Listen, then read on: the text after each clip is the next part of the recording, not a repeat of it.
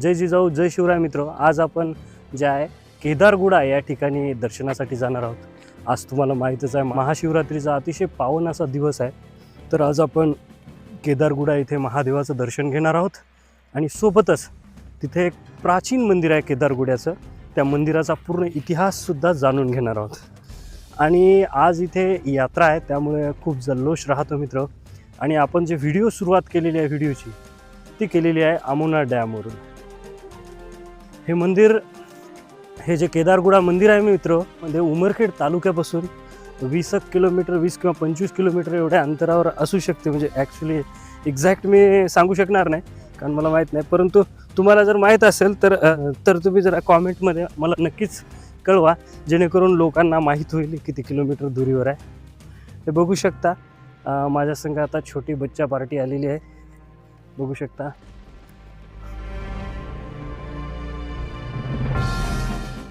केदारगुडा येथील मंदिर अतिशय प्राचीन आहे मित्र। या मंदिराचा इतिहास म्हणजे हे मंदिर आहे यादवकालीन हेमाडपंथी वास्तुशैलीमध्ये बनलेलं हे मंदिर असून हे मंदिर जे आहे जमिनीच्या पातळीच्या खाली म्हणजे गड्ड्यामध्ये हे मंदिर बांधलेलं आहे। आज महाशिवरात्री असल्यामुळे या मंदिरावरती यात्रा असते, तर दूरदूरून जे आहे भाविक भक्त मंदिरामध्ये महादेवाच्या दर्शनासाठी येतात।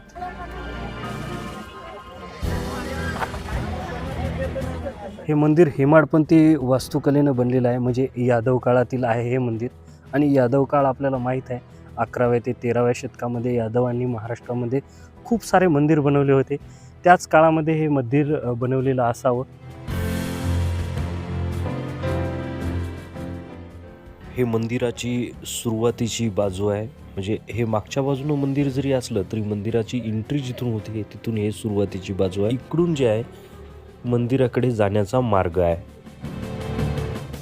चला मग रांगत राहूया। हे माझा मुलगा बघा किती सुंदर माझ्या संग रांगेत महादेवाच्या दर्शनासाठी आलेला आहे। खूप एन्जॉय वाटतंय मुलांना असे यात्रेमध्ये दर्शनासाठी जेव्हा येतो, खूप प्रसन्न वाटतं नाही का। मंदिराच्या ठिकाणी जेव्हा सण असतो आणि आपण तिथे दर्शनासाठी जातो, खरंच मनाला किती आनंद होतो त्या क्षणी।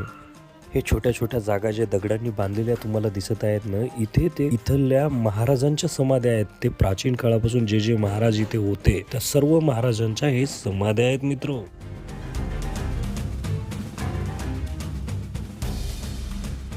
केदारगुडा म्हणजे केदारनाथ मंदिराचा अंश। जे लोक केदारनाथला जाऊ शकत नाहीत त्यांना महादेवाचं केदारनाथचं दर्शन केदारनाथच्या महादेवाचं दर्शन जे आहे या केदारगुडा ठिकाणीच व्हावं, त्यासाठी हे केदारगुडा मंदिर बांधलेलं असावं त्या काळात। हे बघा प्राचीन शिवलिंग त्या काळातलं बघू शकता।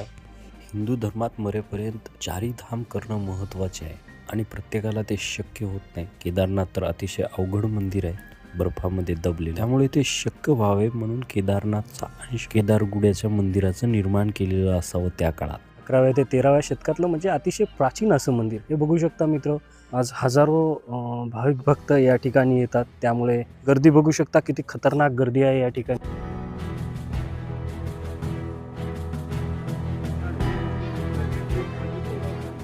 मंदिराच्या सुरुवातीला इकडे हनुमान मंदिर आणि हे इकडे बघा, इकडे आहे महादेवाचं गर्भगृह। तर या मंदिराच्या अंदर जाण्यासाठी असा छोटासा रस्ता आहे मित्र, या रस्त्यातूनच आपल्याला मंदिराच्या मध्ये जे आहे प्रवेश करावा लागतो।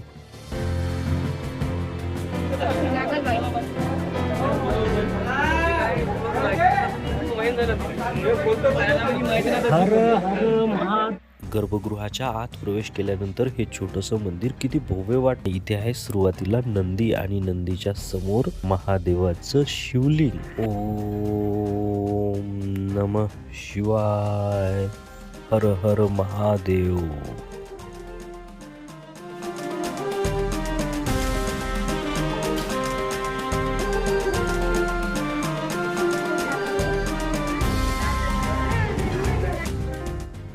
आता आपण महादेवाचं दर्शन घेतलेलं आहे। आता महादेवाच्या मंदिराच्या बाहेर आल्यानंतर इथे असं काही कन्स्ट्रक्शन करून ठेवलेलं आहे जिथे महाप्रसाद घेण्याची सुविधा आहे।